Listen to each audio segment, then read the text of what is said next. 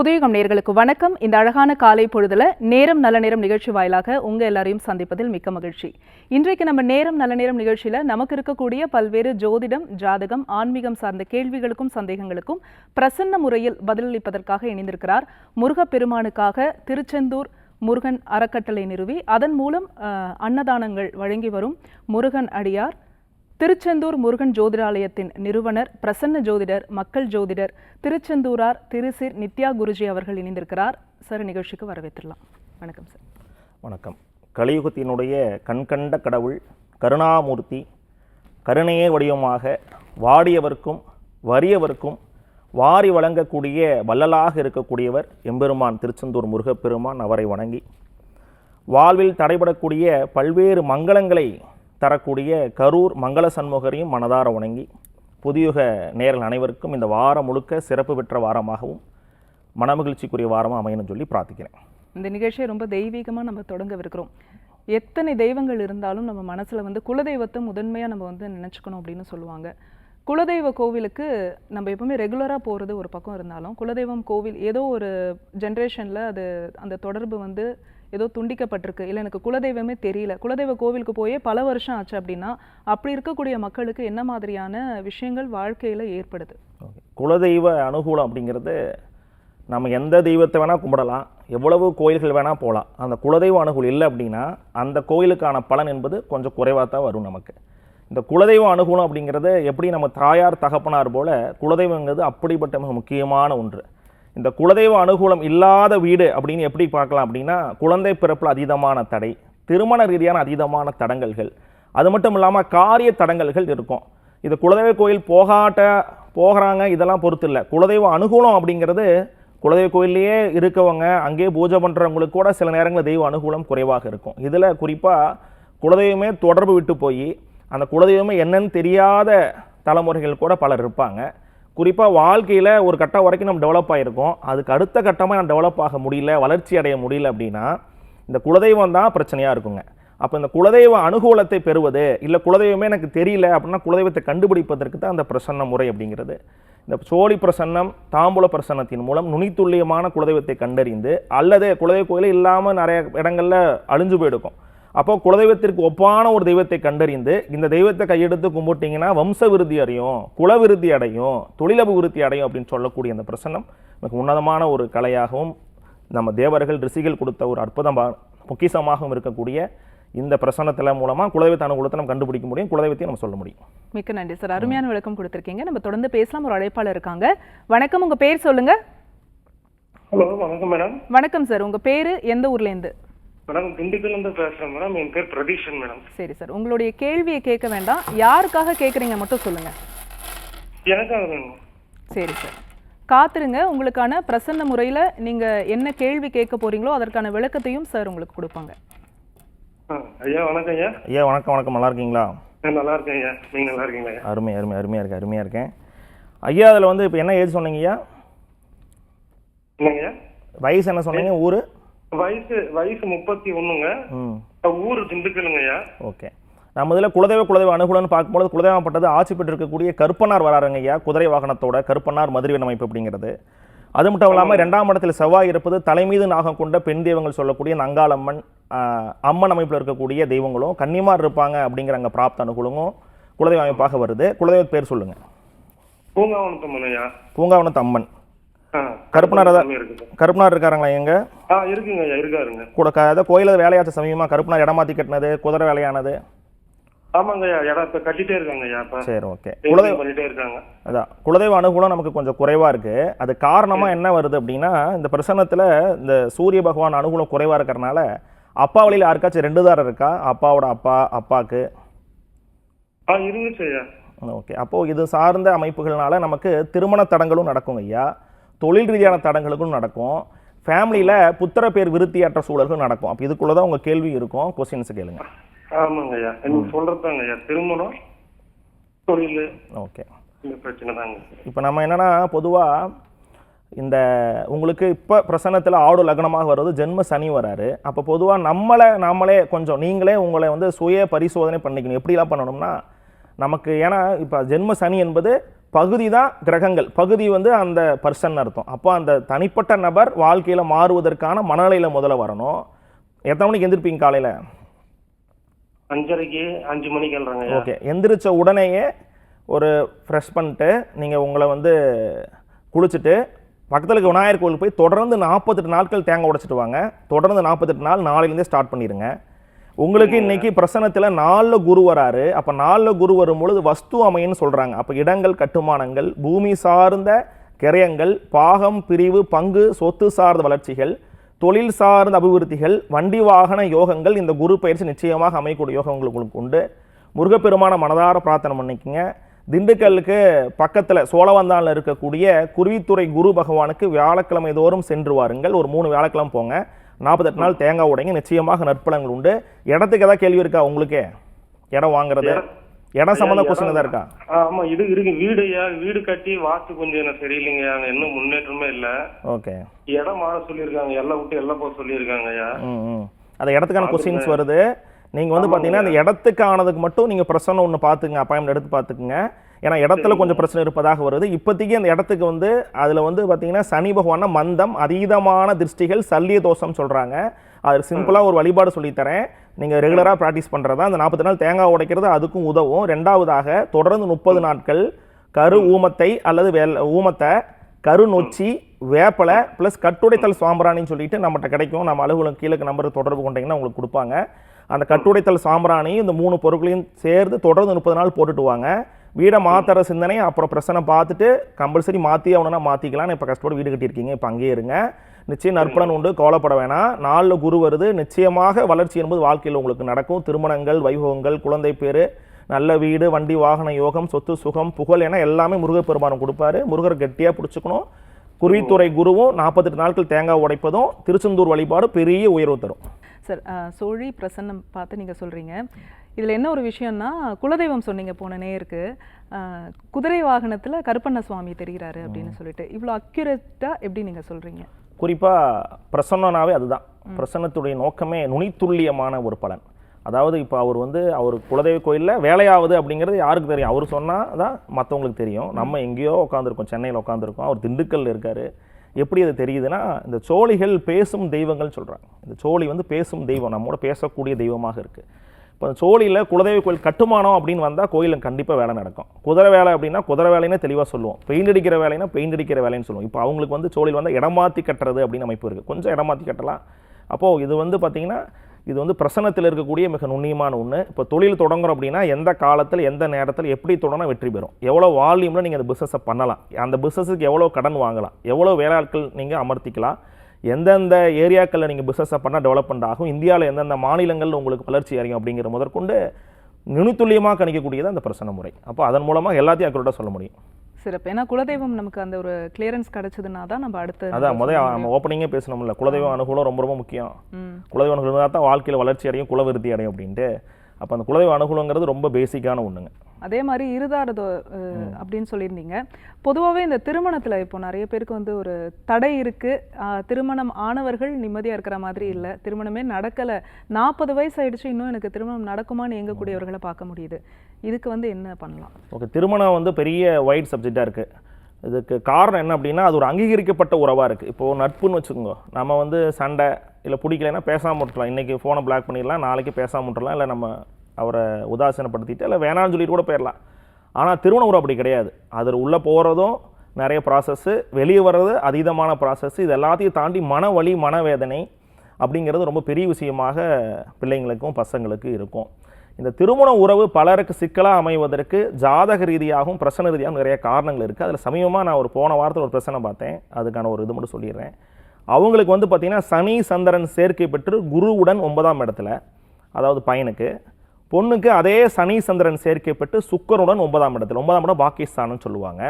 நம்ம வந்து பிளான் பண்ணிகிட்டு இருக்கோம், பட் அதுவாக வரதெல்லாம் பாக்கியம். இதுதான் சிம்பிளான கான்செப்ட். இப்போது நம்ம வந்து பிரார்த்தனை பண்ணிகிட்டு இருக்கோம் நல்லபடியாக கல்யாணம் நடக்கணும்னு, அதை தான் நம்ம பண்ண முடியும். மாப்பிள்ளை எப்படின்னு நம்ம ஃபிக்ஸ் பண்ண முடியாது, அதுவாக வரணும். அப்போ இதெல்லாம் பாக்கியம். குழந்தை அப்படி தான், அதெல்லாம் பாக்கியம். அப்போ அந்த பாக்கியஸ்தானத்தில் சனி சந்திரன் சேர்க்கை பெற்றால் புணர்ப்பு தோஷம்னு சொல்கிறாங்க. இது கடுமையான தோஷங்கள், குறிப்பாக திருமணத்தில் அதீதமான தடங்களை பண்ணக்கூடிய தோஷம். அப்போ இது மாதிரியான ஒரு கிளைண்ட்டை நாம் பார்க்குறோம். இந்த புணர்ப்பு தோஷம் மட்டும் திருமணத்தில் எவ்வளோ எஃபெக்ட் பண்ணியிருக்குன்னு நீங்கள் அதை பாருங்கள். அவங்க மேரேஜ் வந்து பண்ணியிருக்காங்க, பண்ணி முடிச்சுட்டு நமக்கு பிரசனம் பார்க்குறாங்க, பிரசனம் போட்டுட்டு ஏதாச்சும் திருமணத்திற்கு பின் இறப்பு எதாக இருந்ததான்னு கேட்குறோம். ஏன்னா சனி சந்திரன் சேர்க்கை பாக்கியஸ்தானத்தில், அப்போ இறப்பு எதாக இருக்கான்னு கேட்குறோம். திருமணமான 1 மாதத்திற்குள்ளாக அந்த பையனோட அப்பா கேன்சரில், அவர் ஆல்ரெடி கேன்சர் இருந்திருக்காரு, அவர் மரணித்து போகிறாரு. திருமணமாகி 10 மாத காலகட்டத்திற்குள் அந்த பையனும் ஹார்ட் அட்டாக்ல இறந்து போகிறான். அந்த பையனுக்கு வயசு வெறும் 28, அந்த பொண்ணுக்கு வயசு வெறும் 26. ஐடியில் வேலை செய்யக்கூடிய சென்னையை சேர்ந்த மக்கள் இவங்க. அப்போது ஒரு 28 வயசு பையனுக்கு ஹார்ட் அட்டாக் வருது அப்படின்னா அந்த சனி சந்திரன் சேர்க்கை புணர்ப்பு தோஷம், திருமணம், உடலுறவு இது சார் தோஷங்களை ஏற்படுத்துகிறது. அதே மாதிரி குழந்தை பிறப்பு அதீதமாக தடைகளை ஏற்படுத்துகிறது, நரம்பு மண்டலத்தை பாதிக்கிறது. அப்போ 2 பேருக்கும் இருக்குது, பொண்ணுக்கு இருக்குது, பையனுக்கு இருக்குது, 2 பேரும் சேர்த்து வச்சு கல்யாணம் பண்ணியிருக்காங்க. அப்போ கடுமையான தோஷத்தை அது கொடுக்குது. அப்போ திருமண வாழ்க்கையில் திருமணத்தை நினச்சி பார்க்கும்போது அவங்க ஃபேமிலிக்கு இப்போ பயம் வந்துடும். ஏன்னா எப்படி ஒரு வாழ்க்கை நிலை. அப்போது திருமணத்தை பொறுத்த வரைக்கும் ரொம்ப மக்கள், நம்ம பேரண்ட்ஸு, பெற்றோர்கள் கவலைப்படுவதற்கு காரணம் இது மாதிரி நிறைய சிக்கல் இருப்பது தான். அப்போ திருமணத்தை பொறுத்த வரைக்கும் நீங்கள் ஜாதகம் பொருத்தெல்லாம் பார்த்தது மட்டும் இல்லாமல் ஒரு பிரசன்னம்னா முன்ஜென்ம கர்ம வினைகள், அதனால் தற்போது ஏற்படக்கூடிய வினைகள், அதற்கான தீர்வுகளை குலதெய்வத்தின் வாயிலாக கேட்டறிவது. குலதெய்வம் சொல்கிறது தான் பிரசன்னம், குலதெய்வம் என்ன சொல்லுதோ அது. அப்போ குலதெய்வட்ட ஒரு உத்தரவு, அப்போ இந்த ஒரு பையன் இந்த ஒரு பொண்ணு சேர்த்து வச்சுக்கிறோம், நல்லா இருப்பாங்களா, ஒரு பிரசன்னம் பாட்டு சொல்லுங்கள் சுவாமினா போட்டால் உத்தரவு வந்தது அப்படின்னு நிச்சயமாக நல்லா இருப்பாங்க. அப்போ பிரசன்னம் ஒரு முறை திருமணத்திற்கு முன் பார்த்துக்கிறது, ஃபைனலைஸ் பண்ணிவிட்டு இதுதான் மாப்பிள்ளை பொண்ணுன்னு பார்த்துக்கிட்டு பிரசன்னம் பார்த்து திருமணம் செய்வது, இது போல சிக்கல் இருந்து ஒரு விடிவு காலத்தை நிச்சயமாக கொடுக்க வல்லது. திருமணத்தில் இது நிறைய இருக்குது, இது ஒரு சின்ன ஒரு தோஷம், இதுவே ஒரு அபகடனங்கள் செய்திருக்கு அப்படிங்கிறத சொல்கிறேன். சார், அப்போ நீங்கள் சொன்ன மாதிரி இது ஒரு பெரிய சப்ஜெக்ட், பேசணும்னா நிறைய பேசிகிட்டே இருக்கலாம். தொடர்ந்து பேசலாம் சார். ஒரு அழைப்பாளர் இருக்காங்க. வணக்கம், உங்கள் பேர் சொல்லுங்கள். மேடம் நித்யா, மேட்டுப்பாளையம். சரிம்மா, யாருக்கா கேட்குறீங்க? எனக்காக. உங்களுடைய வயதுமா? வயது 30 மேம். சரிம்மா, காத்துருங்க. உங்கள் மனசில் இருக்கக்கூடிய கேள்வி, அதற்கான விளக்கம் சார் சொல்லுவார். சரிங்க.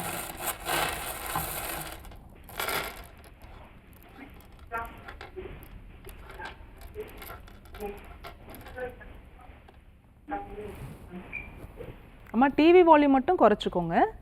சரிங்க. நித்யா அம்மாவுக்கு குலதெய்வ அனுகூலம் மிக குறைவாக இருக்குது.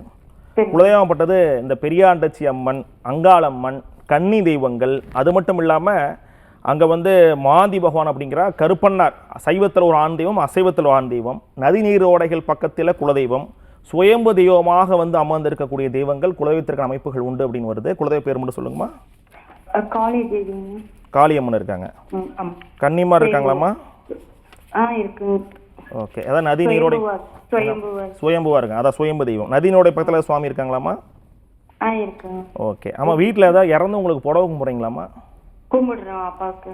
சரி, ஓகே. ஃபேமிலியில் யாராச்சும் கிட்னி ஃபெயிலியரு அல்லது கேன்சர் சார்ந்து இறப்பதா இருக்காம்மா? இறந்துட்டாங்க அப்பாவுடைய அக்கா இந்த மாதிரி. சரி, ஓகே. இப்போ நமக்கு வந்து பார்த்தீங்கன்னா திருமணம் சார்ந்த கேள்வி, குழந்தை பிறப்பு அமைப்பு சம்பந்தப்பட்ட கேள்வி, மருத்துவ விரயத்துக்கான கேள்விலாம் நீங்கள் கேட்பீங்கம்மா. ஆமாம், திருமணம் அது மட்டும் இல்லாமல் விரயத்துக்கான கொஸ்டின் உங்களுக்கு உண்டு. தாயார் ஏதாவது சமீபத்தில் ஹெல்த் சிக்கல், உங்களுக்கு ஏதாவது கர்ப்பப்பை சார்ந்த ஒரு உபத்திரம் தான் இருக்காமா இப்போ கரண்ட்ல? எனக்கு இல்லைங்க. ஓகே. வீட்டில் ஏதாவது பெண்களுக்கு கர்ப்பப்பை சார்ந்த உபத்திரங்கள் இல்லை பல் சார்ந்த உபத்திரங்கள் இப்போ வர அமைப்புகள் உண்டு. பொதுவாக திருமணத்தை பொறுத்த வரைக்குமா நமக்கு 2ஆம் இடத்தில் கேது. அப்போது மனதிற்கு பிடித்தவர்கள் அல்லது மனதிற்கு நேசித்தவர்கள், இனிமையானவர்கள் ஏமாற்றக்கூடிய சூழல்கள் தற்போது உண்டு. அதில் கொஞ்சம் நம்ம கவனமாக இருக்கணும். அதை சார்ந்த மன வலிகள் ஏற்படுத்திக்க வேண்டாம். நித்யா தானே பேர் சொன்னீங்க? ஆமாங்க. ஓகே. நீங்கள் வந்து வழிபடக்கூடிய தெய்வம் காளியம்மனுக்கு தொடர்ந்து வெள்ளிக்கிழமை தோறும் தீபம் போட்டுட்டு வாங்கம்மா. திருமணத்தை பொறுத்த வரைக்கும் ரொம்ப எளிதாக திருமணம் நடப்பதற்கு, மனதில் நினைத்த மாதிரி நடப்பதற்கான ஒரு எளிய வழிபாடு ஒன்று சொல்லித்தரேன். நீங்கள் வந்து உங்கள் வயதுக்கேற்ற விளக்குமா, உங்கள் எத்தனை வயசோ அத்தனை வயசு ப்ளஸ் 1, இப்போ 31 வயது 32 விளக்கு அவங்கன கூட்டி தாமரத்திரி பஞ்சுத்திரி கலந்து வெள்ளிக்கிழமை தோறும் காலையில் 6 to 7 மணிக்கு அருகில் உள்ள மாரியம்மன் கோயில், காளியம்மன் கோயில், இது மாதிரியான அம்மன் கோயில்களில் குறிப்பாக காளியம்மன், துர்க்கியம் விசேஷமானது தொடர்ந்து ஏற்றி வர ஒரு 48 உங்களுக்கு 48 முறை தொடர்ந்து ஏற்றி வர நிச்சயமாக நற்பலன்களை கொடுக்கும். வயது கேட்ட தீபம் வெள்ளிக்கிழமை ஒரு 48 வெள்ளி 48 வெள்ளிக்கிழமை ஏற்றிவாங்க, இல்லை முடிந்த 12 வெள்ளிக்கிழமை ஏற்றிவாங்க. மிகப்பெரிய உயர்வு வெற்றிகள் உண்டு. ஹெல்த் பிராமணம் ரொம்ப கவனமாக இருங்க. வீட்டு பக்கத்தில் விநாயகர் கோயில் இருக்கும், அந்த விநாயகர் கோயிலில் தேங்காய் உடைச்சு வழிபாடு செய்யுங்க. மிகப்பெரிய ஏற்ற வெற்றிகள் உண்டு. நல்லா இருப்பீங்க. இனி எல்லாம் முடியுது. சார், தோஷங்கள் நிறைய கேள்விப்பட்டிருக்கோம். வாக்கு தோஷம் அப்படின்னு சொல்றாங்க. இந்த வாக்கு தோஷம்னா என்ன? இந்த தோஷம் இருக்கிறவங்களுடைய வாழ்க்கை எப்படி இருக்கும்? ஆக்சுவலாக வாக்கு தோஷம் அப்படிங்கிறது திருஷ்டி மாதிரி தான். திருஷ்டி தோஷம், வாக் தோஷம் இதெல்லாமே ஒருத்தரை வந்து பார்க்குறாரு, பார்த்துட்டு பாரு உன் கார் வாங்கியிருக்கான் பாரு அப்படின்னு பார்க்குறாரு. அந்த பார்த்ததோடு சேர்த்து வாயில் சொல்கிறாரு, பாரு எப்படி இருக்காங்க பாரு அப்படின்ட்டு. அது வந்து வாக்கு தோஷமாக மாறும். இது வந்து வேற ஒருத்தால் நான் முன்னேறேன், நான் உழைக்கிறேன், என்னோட கார் வாங்குறேன், வீடு கட்டுறேன், நான் முன்னேறது வந்து எப்படிங்க அடுத்தவர்கள் பார்க்கும்போது தோஷமாக மாறணும். பல பேர் இதை நீங்கள் பேசலாம். ஆனால் இது மாதிரியான திருஷ்டிகள் அவதிப்படுபவர்கள் பல பேர் உங்களுக்கு நீங்கள் கேட்டிங்கன்னா அவங்கள பற்றி சொல்லுவாங்க. திருஷ்டி அப்படிங்கிறது தொடர்ந்து ஒரு விஷயத்தை நிந்தனை செய்யும் போது ஆப்போசிட் வீட்டுக்காரங்க அல்லது யாரும் பிடிக்காத ஒருவர் தொடர்ந்து நம்மளை வந்து நிந்தனை, அதாவது தொடர்ந்து நம்மளை ஏதோ ஒன்று சொல்லிக்கிட்டே இருக்கும்போது அது ஒரு காலகட்டத்தில் வாக்குப்பளிதம் அவர்களுக்கு இருந்து வாக்குப்பளிதம் ஏற்பட்டு நமக்கு தோஷம் வருது. இது வாக்கு தோஷம், திருஷ்டி தோஷம்னு சொல்கிறாங்க. குறிப்பாக இந்த மாதிரியான தோஷங்கள் குழந்தைக்கு இருக்குன்னா கூட, குழந்தை வராங்க, குழந்தை அழகாக இருக்கும், நிறைய பேர் எடுப்பாங்க, கொஞ்சுவாங்க. குழந்தை அழுதுகிட்டே இருப்பாங்க, ஒழுங்காக சாப்பிட மாட்டாங்க, திடீர்னு ராத்திரி அழுவாங்க.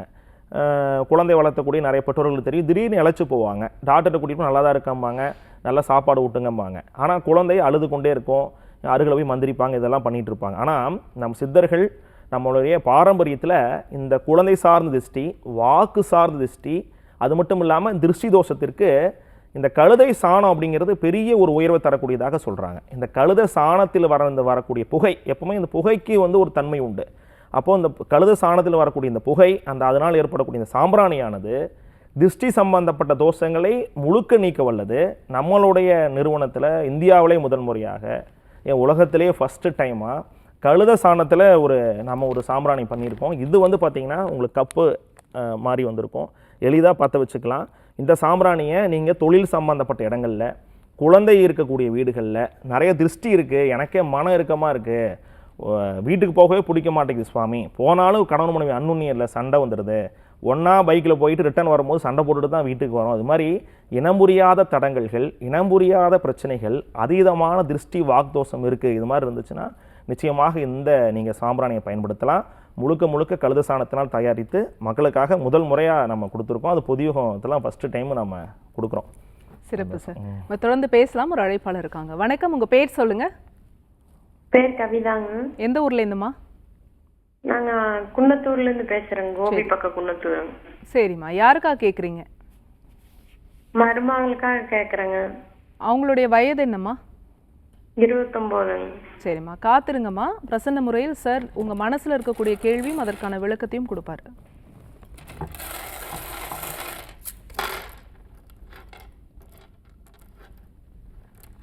மருமகளாமா கவிதா? ஆமாங்கம்மா. ஆமாங்க சார். Okay okay. எந்த ஊர் சொன்னீங்க? நாங்கள் கோபி பக்கம் குன்னத்தூருங்க சார். ஓ Gobi. Okay okay okay right right. அம்மா, நம்மளுக்கு குலதெய்வ அனுகூலன்னு பார்க்கும் பொழுதுமா, குலதெய்வப்பட்டது இந்த கருப்பன்னார், மதுரை வீரன் சம்பந்தப்பட்ட தெய்வங்களும், சர்பம் அங்கே இருக்கும் அப்படின்னும், பாம்பு, சர்பம், நாகம், புத்து இது சார்ந்த தெய்வ அமைப்புகளும், தலை மீது நாகம் கொண்ட தெய்வங்களும், அதே மாதிரி இந்த உருவமற்ற வழிபாடு, சேலை பெட்டி இது மாதிரி வழிபாடுகள் இருக்கும் அப்படிங்கிறது அனுகூலமாக இருக்குது. குலதெய்வ பேர் சொல்லுங்கம்மா. சீனிவாஸ் பெருமாள். வீட்டுக்காரருடைய குலதெய்வம் சீனிவாஸ் பெருமாளுங்க. அம்மாவோடது நாகாத்தம்மனுங்க. நாகாத்தம்மன். ஓகே ஓகேம்மா. அந்த பெட்டி, சேலை இது மாதிரி கும்பிட்றீங்களாம்மா? உருவமற்ற இருக்கா? உருவமற்ற சுவாமியா இருக்கா? அப்படியெல்லாம் இல்லைங்களே. சரி ஓகே. வீட்டில் கன்னி தெய்வங்கள் உங்களுக்கு உண்டுமா? உங்களுடைய கேள்வியாக அமைப்பாக வருவது குழந்தை அமைப்பு சம்பந்தப்பட்ட கேள்விகள், அதே மாதிரி மருத்துவ அமைப்பு சம்பந்தப்பட்ட கேள்விகள், திருமண வாழ்க்கை சம்பந்தப்பட்ட அன்னுண்ணியங்களுக்கான கேள்விகள், மேரேஜ், குழந்தை பேரு தான் கொஸ்டினாக வருது. கேள்வி சொல்லுங்கம்மா. மருமக வந்து இங்க வந்து இது பையனோட கல்யாணம் முடிச்சாச்சுங்க, வந்து பொழைக்க மாட்டேங்குதுங்க. ஓகே. அதான் திருமண வாழ்க்கை, குழந்தை பேர். அப்போ மேரேஜ் ஆகி ஒரு 3 ஆண்டு காலம் இருக்குமாம்மா? ஆயிடுச்சு, 3 வருஷம். ஓகே. அபாசனம் தான் இருந்துச்சாம்மா அந்த பொண்ணுக்கு? இல்லைங்களே, அபாசனம் இல்லை. பொண்ணுக்கு இன்னொரு பொண்ணு இருக்கா, அந்த பொண்ணுக்கு சிஸ்டராக தான் இருக்காங்களாம்மா? இருக்கிறாங்க. சரி ஓகே. இப்போ அந்த பொண்ணை பொறுத்தவரை கேதுமா நம்ம மேலே ஒரு ஆர்வம் இல்லாமல் இருக்குது, நம்ம மீது வந்து அலிகேஷன் சொல்கிறாங்க, அதாவது குறைகள் சொல்கிறாங்க, பிடிக்கலைன்னு சொல்கிறாங்க. உங்களையும் வந்து பார்த்தீங்கன்னா சிறப்பான ஒரு அமைப்பில் இல்லைன்னு அவங்க வீட்டில் தெரிவிக்கிறாங்க. உங்கள் மேலேயும் அவங்க வந்து நிறைய குற்றங்கள் சுமத்துறாங்க. கேது அப்படின்னாவே அதீதமான மனோ சம்பந்தப்பட்ட வெஞ்சன்ஸ், இல்லை மனோ சம்பந்தப்பட்ட அதீதமான துன்பங்கள் அந்த பொண்ணு இருப்பதாக வெளியில் சொல்லிட்டு இருப்பாங்க. அதனால் நம்மளா 4 பேர் என்னப்பா இப்படி பண்ணுறீங்கன்னு கேள்வி கேட்குற சூழல் நம்ம குடும்பம் இருக்குது. கவலைப்பட வேணாம். உங்களுக்கு வந்து பக்கத்தில் இருக்கக்கூடிய பண்ணாரியம்மன் வழிபாடு தொடர்ந்து பண்ணிவாங்க. பண்ணாரி அம்மனுக்கு ஒரு பெண் உருவாரம் உங்கள் பையனை வாங்கி வைக்க சொல்லுங்கள், நிச்சயமாக நற்பலன்கள் வரும். திருமணத்தை பொறுத்த வரைக்கும் இந்த பொண்ணு வந்து கூடி சேர்ந்து வாழக்கூடிய வாய்ப்புகள் ரொம்ப குறைவு. அப்போ அடுத்த கட்ட திருமண வாழ்க்கையில் அமைவதற்கான வழிபாடுகளை இந்த பண்ணாரி அம்மனை கும்பிட்டுவாங்க. இதுக்கு எதுக்கோ ஒரு மாற்றத்தை கொடுப்பாங்க. பையனுக்கு வந்து அதிதீவிரமான தாரதோஷம் இருக்குது. உங்கள் ஃபேமிலி சைட்லேயும் பெண்கள் சார்ந்த சாபதோஷம், பெண்கள் இறப்பதாக இருக்காமா, கிணத்துல இறந்தது, தண்ணியில் இறந்தது, குழந்தையில இறந்தது மாதிரி. அப்படியே இல்ல சார், அப்பா தான் தண்ணியில போய் இறந்துருக்கிறாரு. அதான் நீர் இறப்பு காட்டுது. அப்போது இந்த பெண் இறப்பு கொஞ்சம் பார்க்கணும். உங்களுக்கு பிரச்சனை டீட்டெயிலாக கொஞ்சம் பார்த்துக்கணும். உங்கள் ஃபேமிலிக்கு முடிஞ்சால் நேரில் வந்து பிரச்சனை பாருங்கள், இல்லை ஆன்லைனில் கூட பிரச்சனை பார்த்துக்குங்க. அப்படி முடியாத பட்சத்தில் பெண் உருவாரம் பையன் வாங்கி பண்ணாரியம்மன் கோயிலில் வச்சு வர வெள்ளிக்கிழமை பண்ணும்பொழுது நிச்சயம் நற்பலன்களும். பழனி முருகன் கோயில் வழிபாடு ஞாயிற்றுக்கிழமை செய்யும்போது ஒரு ஞாயிற்றுக்கிழமை தொடர்ந்து ஒரு 3 ஞாயிற்றுக்கிழமை சென்று வருவதும் பெரிய லெவலில் ஒரு மாற்றத்தை நிச்சயமாக அந்த பிரச்சனையிலிருந்து விடுவி காலத்தை உங்களுக்கு கொடுக்குமா. இனி எல்லாம் இனிது நல்லா இருப்பீங்க. நன்றி அழைத்தமைக்கு. அடுத்த அழைப்பாளர் யாருன்னு பார்க்கலாம். வணக்கம், உங்க பேர் சொல்லுங்க. ஹலோ, மணிகண்டன். எந்த ஊர்ல இருந்து? சிதம்பரம் மணிகண்டன். மணிகண்டனுக்காக கேக்குறீங்க. என்ன வயதுமா? வயது 52. 52. சரி, காத்துருங்கம்மா. உங்க மனசுல இருக்கக்கூடிய கேள்வி, அதற்கான விளக்கம் சார் சொல்லுவார்.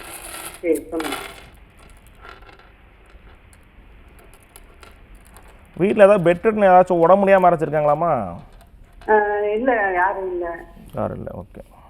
குரு அம்மா, குலதெய்வ அனுகூலம் உங்களுக்கு ரொம்ப குறைவாக காட்டு.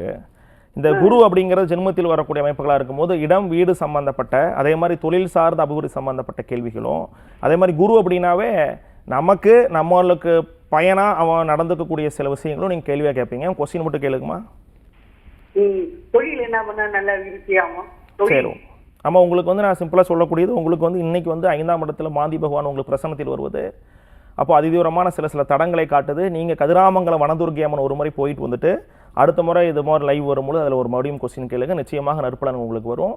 இந்த மாந்தி அமைப்புகள் நிவர்த்தி ஆவதற்கான வழிபாடுகளில் வந்து வீட்டில் நிறைய சாம்பிராணி போடுங்கம்மா. முடிந்தால் இந்த ஊமத்தை சேர்த்து சாமானை போடுங்க. நிச்சயம் நற்பலன் உண்டு. எல்லாம் இனிதே. நன்றி, வணக்கம்.